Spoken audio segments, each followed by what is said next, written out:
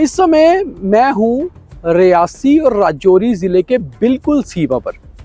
ये मेरे पीछे जो रास्ता जा रहा है ये राजौरी है और इस तरफ है बाबा शिव खोड़ी की गुफा। शिव खोड़ी इसलिए कहा जाता है क्योंकि डोगरी में गुफा को खोड़ी कहा जाता है। पुरानी बहुत सारी कहानियां हैं जिसके मुताबिक महादेव खुद माँ पार्वती के साथ इस गुफा में स्थापित हैं। वो अभी भी कभी अलग अलग रूपों में अपने भक्तों को दर्शन देते हैं, मगर इस गुफा का सही लोगों को तब पता चला जब जम्मू के ही एक महंत माने जाने वाले संत ने आकर यहाँ पूजा अर्चना शुरू की।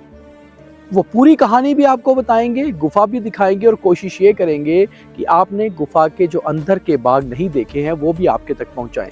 तो आइए आपको लेके चलते हैं शिव खोड़ी और करवाते हैं भोलेनाथ के दर्शन शिव खोड़ी में, जहां उनके साथ शिव परिवार भी स्थापित है, राम परिवार भी और माँ दुर्गा भी।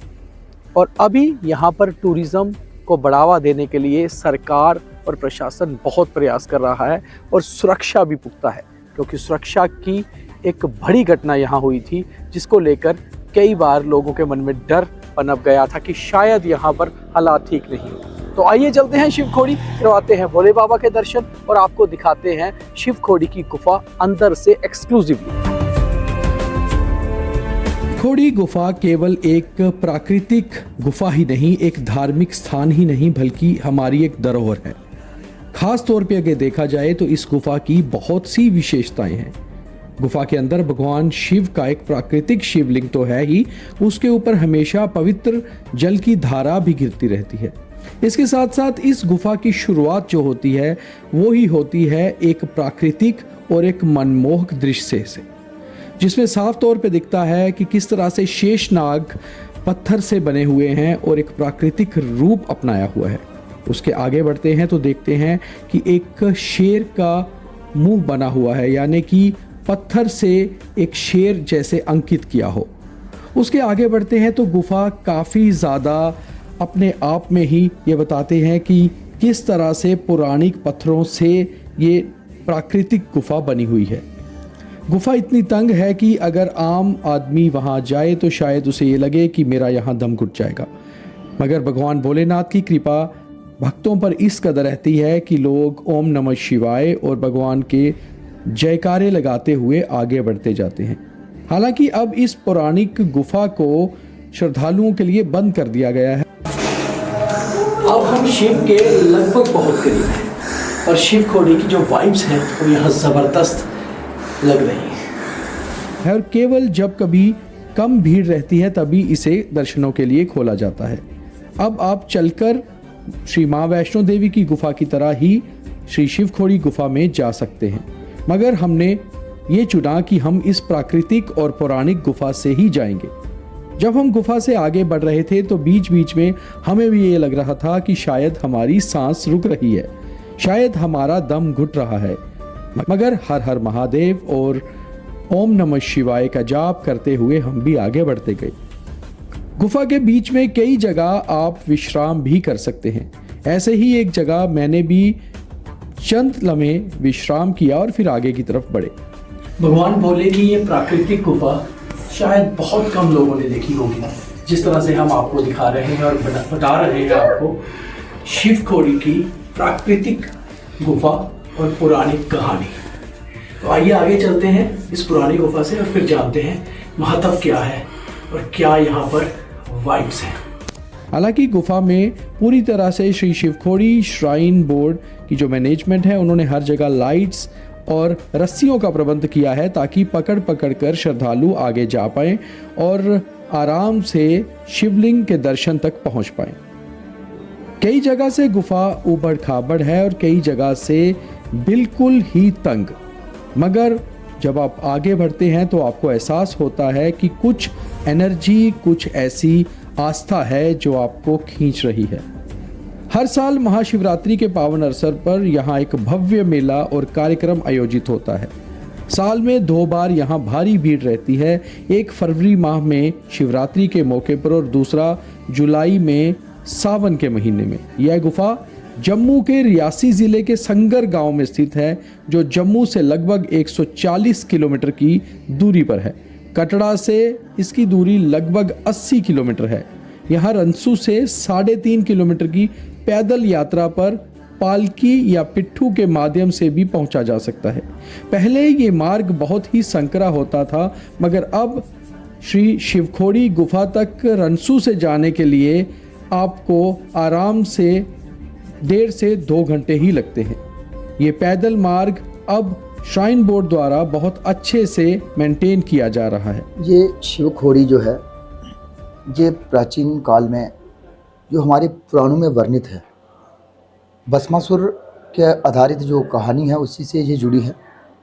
सर्वप्रथम यहाँ पर संतों के माध्यम से ये पता चला है कि ये यहाँ पे भगवान भोलेनाथ, मनगढ़ंत कहानियाँ, अब शिव भगवान भोलेनाथ जी का नाम है। खोड़ी डोगरी में गुफा को कहते हैं। अच्छा। ये जो गुफा है ये शिव खंडिता है, शिव के त्रिशूल के माध्यम से खंडित करके भगवान भोलेनाथ इस गुफा में विराजमान थे। ये उस समय के दर्शन है जब भस्मासुर राक्षस ने भगवान भोलेनाथ से वर पाया था, जिसके सर में वह हाथ रखेंगे वही भस्म हो जाएंगे। भस्मी वर पाने के बाद वह भगवान भोलेनाथ जी के पीछे पड़ गए। भगवान भोलेनाथ अपने परिवार को लेकर शिवधाम शिव गुफा में आकर यहाँ पर विराजमान है। एक ये भी कहानी है कि इस गुफा का 1960 के से पहले लोगों को ज़्यादा पता नहीं था। एक महाराज यहाँ आए, उन्होंने पूजा अर्चना करनी शुरू की तो गुफा का पता चला। वो क्या कहानी? स्वामी रमेश गिरी जी महाराज जब यहाँ पर आए, उनसे पहले भी एक महाराज जी रहा करते थे, जो यहाँ पर एक हमारे पुजारी जी थे।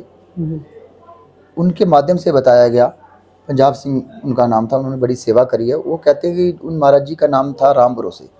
राम भरोसे जी को यहाँ पे भगवान भोलेनाथ के साक्षात दर्शन हुए जी। जब दर्शन हुए तो उनको जब भगवान महादेव और मैया पार्वती ने कहा कि आप किसी से कहेंगे नहीं, जब उन्होंने लोगों के बीच में कहा कि मेरे को यहाँ दर्शन हुए तो और उनको क्या हुआ कि मैंने इतना बड़ा पाप कर दिया कि मैंने लोगों को बता दिया। बताने के बाद उन्होंने अपनी जीव काट कर यहाँ पर इस महादेव को समर्पित कर दी। करने के बाद वो यहाँ से चला गए। कुछ समय के बाद यहाँ पर आए तो उनकी वो जीवा वो साथ में वापिस थी। तो उसके बाद यहाँ पर स्वामी जी आए, यहाँ पर रमेश गिरी जी महाराज, उन्होंने 1960 में यहाँ पर आए, गुफा के बाहर पूजा की। अच्छा, कहते हैं इस गुफा का एक रास्ता अमरनाथ जी की गुफा को जाता है और दूसरा रास्ता स्वर्ग को जाता है। उसका क्या महत्व है, क्या उसकी कहानी है उसके पीछे?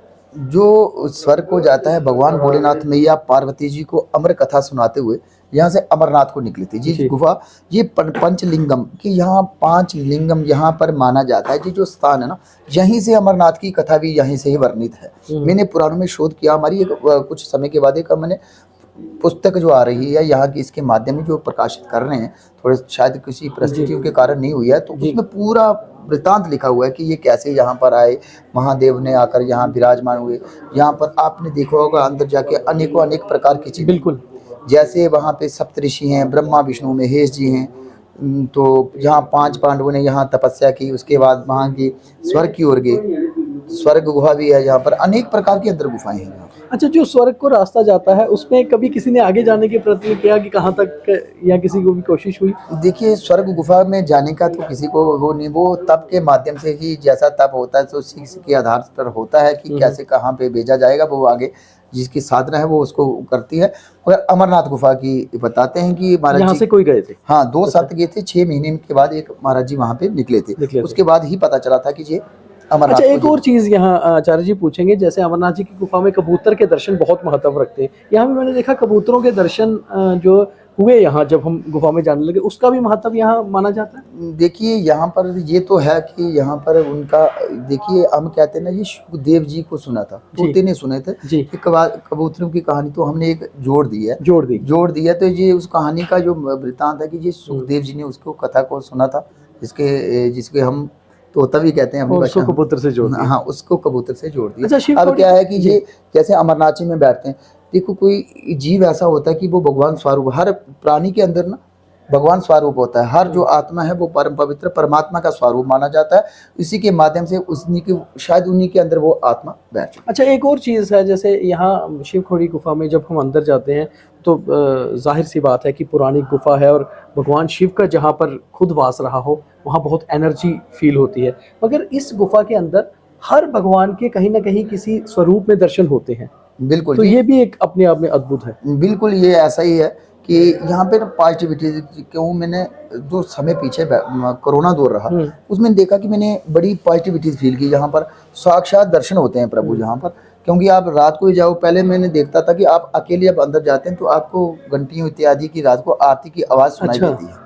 अभी भी ऐसा होता है? अभी भी ऐसा होता है। शिवखोड़ी हालांकि 1960 के बाद से लोगों को ज़्यादा जानकारी में आई, क्योंकि तब ये पता चला कि यहाँ पर एक ऐसी गुफा है जहाँ पर महादेव खुद स्थापित हैं शिव परिवार के साथ, और उसके बाद यहाँ पर फिर श्रद्धालुओं का तांता लगना शुरू हो गया। मगर जून 2024 में जो कुछ हुआ उसके बाद से यहाँ पर बेहद दहशत हो गई। यात्रियों से भरी हुई एक बस पर आतंकियों ने लगातार हमला कर दिया, गोलीबारी कर दी। जहां हम इस वक्त खड़े हैं ये इलाका राजौरी और रियासी का बॉर्डर है, और यहीं से कुछ मील आगे ये घटना हुई थी। उसके बाद से श्रद्धालुओं के मन में एक डर सा बैठ गया। मगर लेफ्टिनेंट गवर्नर की सरकार और उसके बाद से जम्मू कश्मीर में उमर अब्दुल्ला की सरकार जब आई तो उन्होंने कहा कि श्रद्धालुओं को यहाँ आना चाहिए, सुरक्षा पुख्ता है, और सुरक्षा के पुख्ता इंतजाम भी अब कर दिए गए हैं। तो आप लोग महादेव का नाम लेकर यहाँ पहुँचिए, दिल का डर दूर करिए और यहाँ आकर भगवान के दर्शन करके अपनी मांगी हुई मन्नत, मांगी हुई मुरादें पाइए।